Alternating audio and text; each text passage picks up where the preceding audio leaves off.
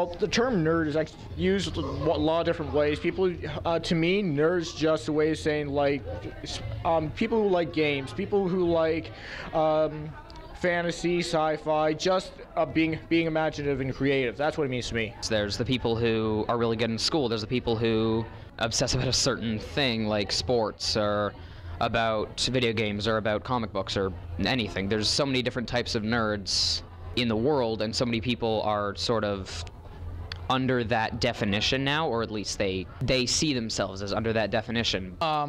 Well, originally it was actually like just the opposite of a drunk person, because it was originally spelled K-N.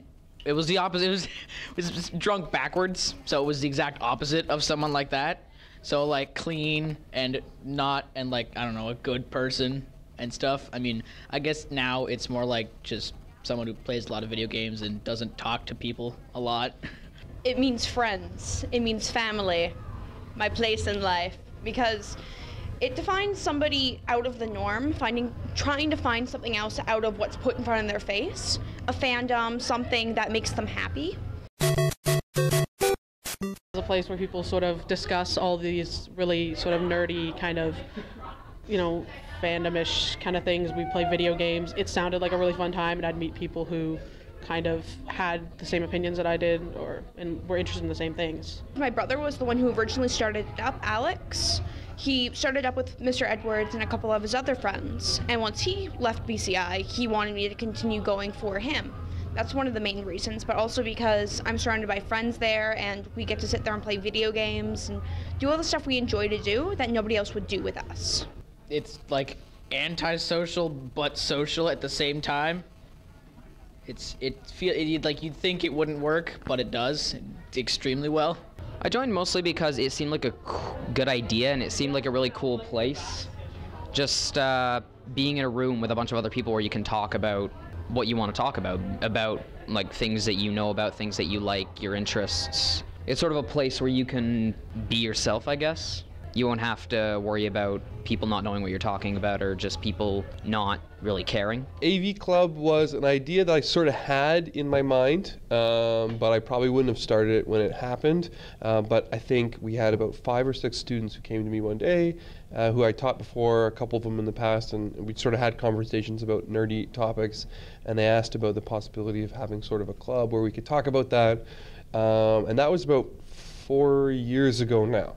And we started just a room that people would come to once a week, not sort of a club like you have to sign up for it or anything like that, but just a place to hang out, talk about movies, talk about things that interested fellow nerds, video games and comics and that kind of thing.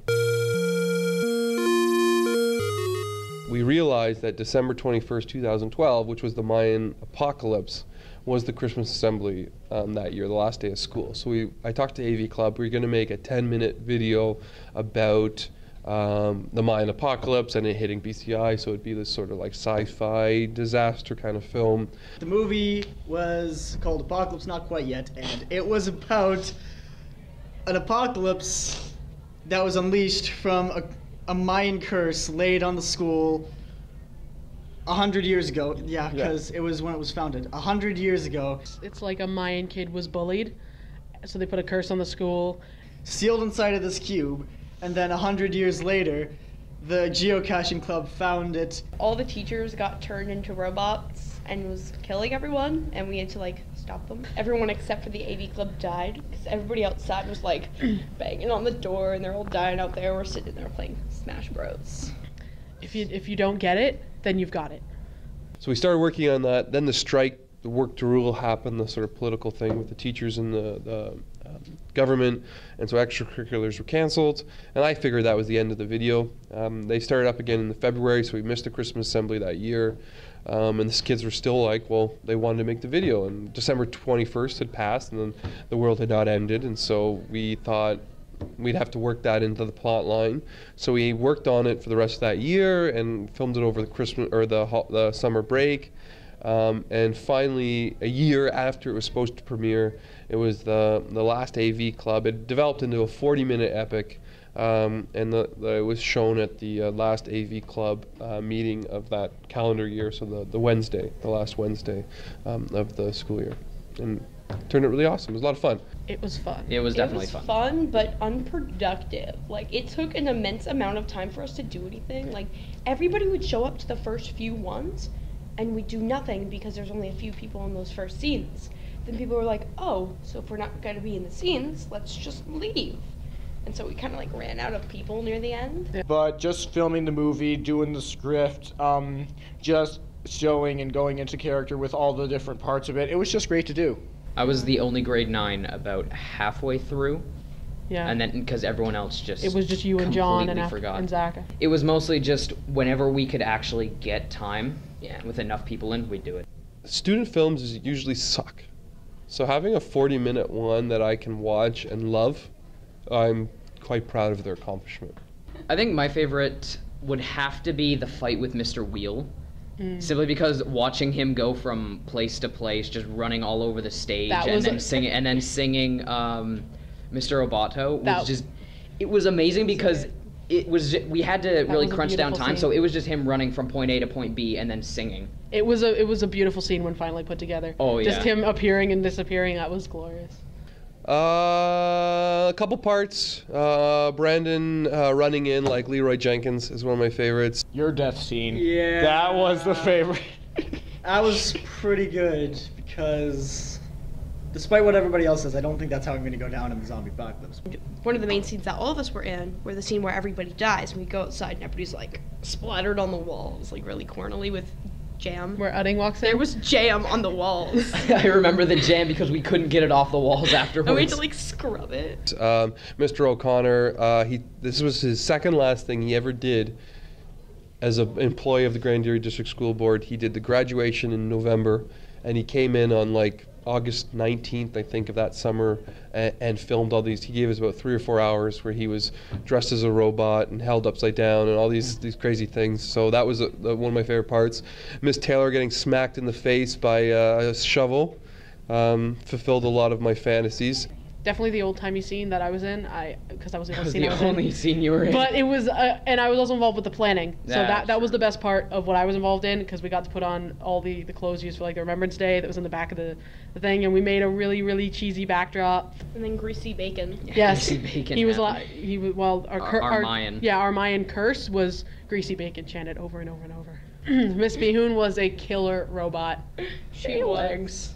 They did awesome. And the video game fight at the end, where they're spoofing Final Fantasy and attacking Mr. O'Connor, is probably one of my favorite parts. And the robot death, the last dramatic death when Caleb has the tear shed over the Swabbot 3000's demise would be my favorite.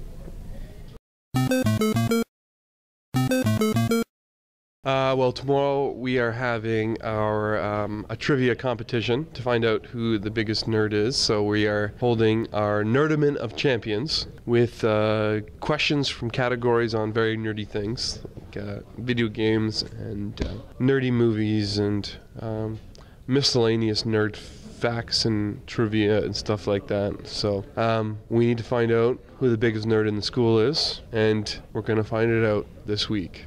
If I was a betting man, I think Kira's got a good chance. Aaron is pretty nerdy too. Do you guys think you'll win? No. No. No.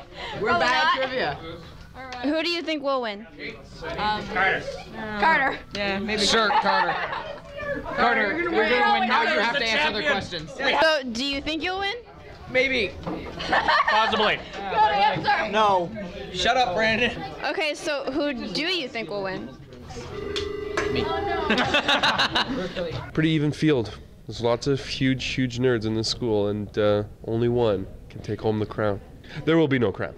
That's a figure of speech. We can't afford the crown. And in first place with 16 out of 18 goes to Zik. Yeah! Speech! How did you win? Speech! All right. It needs to be dramatic. Brandon, put the bloody lunch bag down. We won! I see a lot of my former self in them as well, but they're a lot of fun. The most fun club or extracurricular thing I've ever been involved in.